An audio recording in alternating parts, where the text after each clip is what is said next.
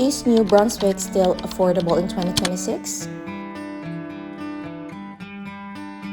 Today, I'm breaking down real income, taxes, deductions, minimum wage, and monthly expenses so you can see the real numbers.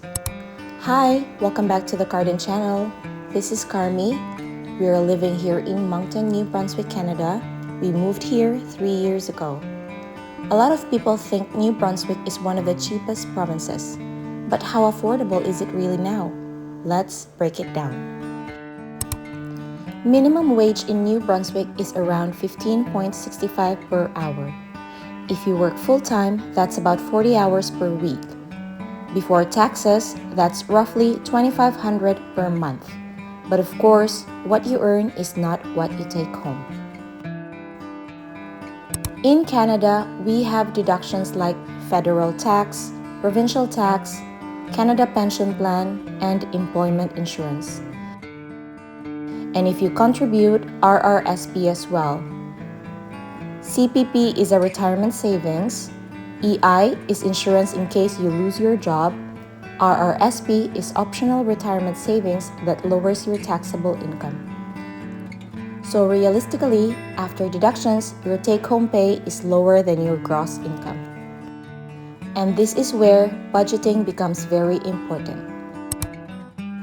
Rent here can range from $700 for a small room in a shared unit up to $2,500 depending on location, size, if it's new or old. You might find cheaper units, but availability is limited, especially in popular areas. Electricity can range from $30 in warmer months up to $400 during winter if you rely on electric heating. Again, it depends on the size of the unit. Winter definitely increases expenses. Home Wi-Fi can range between $48 to $100 per month. It depends on your provider and the speed. For phone data, it could be $45 up to $100 depending on the plan and if you include a device. Car financing can be around $230 bi-weekly. That's about $460 per month. But this really depends on the car, the year, the model, whether it's brand new or used, and your credit history. If you finance a newer model, maybe 2022 or newer, your payments can easily go higher, especially if it's an SUV or a larger vehicle.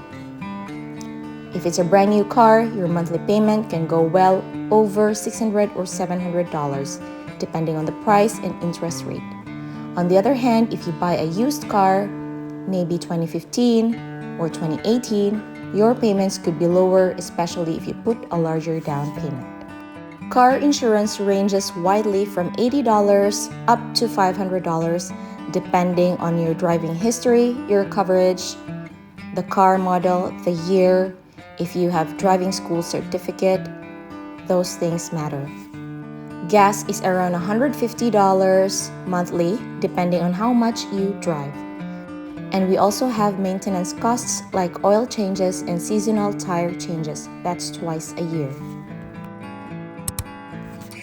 Health insurance can cost around $80 per person if this is through your employer, and it could cost up to over $200 if it's an individual plan.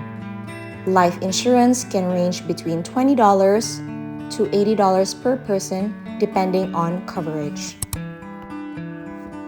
Groceries for us are around $500 per month, and prices have definitely increased compared to when we first moved here. When we first arrived, we were honestly surprised at how fast grocery bills add up here, especially with meat, dairy, and fresh produce. But over time, we learned how to adjust and save. One of the biggest ways to save in Canada is by shopping based on sales, not on cravings. Most grocery stores release weekly flyers and weekly sales, so check what's on sale before planning your meals. Buying meat when it's discounted and freezing, it has helped us reduce our grocery costs a lot. For non-perishable items like rice, canned goods, and household items, buying in bulk can save money in the long run. We also compare stores. Prices can vary depending on where you shop. Some stores are more affordable while others are more premium. Even just switching stores for certain items can make a difference monthly. And compared to 3 years ago, prices have definitely increased. What used to cost maybe $3 or $4 is now closer to $5 or $6. So even if your income stays the same, your grocery budget might slowly increase. Laundry can cost around $20 monthly. These small expenses may seem minor, but they add up. Another expense that we don't realize is shopping. We don't always include shopping in our monthly budget. When we moved to Canada, we didn't realize how expensive winter clothing can be.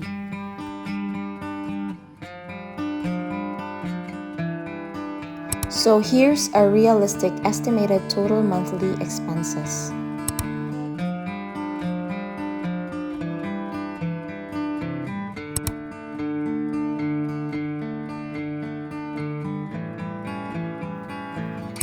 That's before savings, emergencies, travel, or debt payments.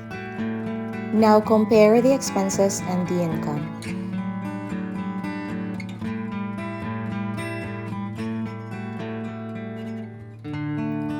So, when people ask if New Brunswick is affordable, the honest answer is it depends. It depends on your income, it depends on whether you share expenses, it depends on your lifestyle.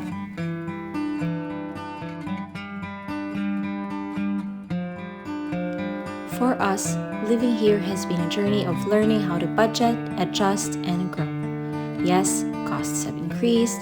Yes, it's not as cheap as people think, but with planning and realistic expectations, it's still possible to build a life here. If you're living in New Brunswick, I'd love to know how much are your monthly expenses. And if you're planning to move here, what's your biggest concern right now?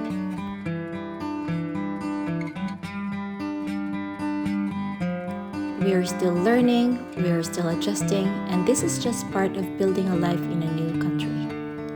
Thanks for watching, guys. Please don't forget to like and subscribe. Bye-bye.